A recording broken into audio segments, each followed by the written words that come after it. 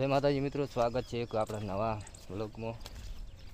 તો વાત કરવાની છે મિત્રો કે અહીંયા 50 વર્ષ પહેલાંની વાત છે મિત્રો।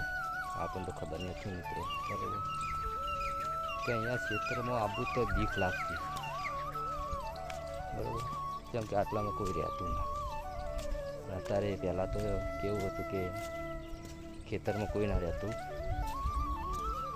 અને બધા ગામમાં રહેતા હતા મિત્રો, બરાબર।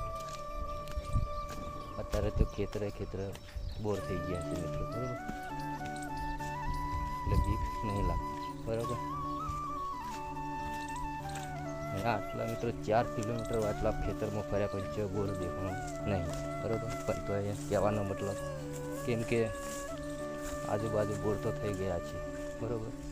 થોડા છેટા છે મિત્રો। પહેલાં રાતનું કેવું આગળ આવું તો બહુ બીક લાગતી, પણ અત્યારે તેવું નથી। જો તમે મિત્રો, બરાબર, તો મિત્રો રાતે આટલા આવું એટલે બીક લાગતી। તમે જોઈ શકો મિત્રો કે અહીંયા 3 ચોક પડું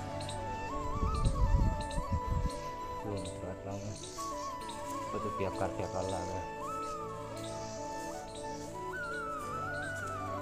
અહીંયા તમે જોઈ શકો મિત્રો ખાડો કરવાનો, હાય તાપ થઈ ગયા, તરફ લાગી છે।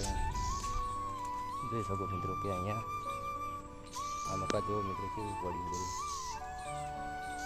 હાય બીક લાગે એવું પડ્યું અને હેડ્યું છે મિત્રો, બરાબર।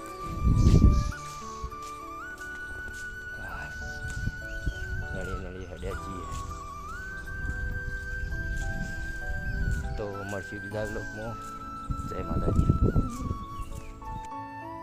તો હવે મિત્રો એક બોર દેખાય તો તરસ લાગી છે, તો પાણી પીવા જવું હોય। તમે જોઈ શકો કે દૂર એક બોર દેખાય મિત્રો, બરાબર, ખૂબ રહેતું એવું લાગે છે। તો હાથમાં એક ટોપું લીધું છે મિત્રો। તમે જોઈ શકો કે અહીંયા એક ટોપું લીધું છે, એટલે પુત્ર હોય તો કઈડું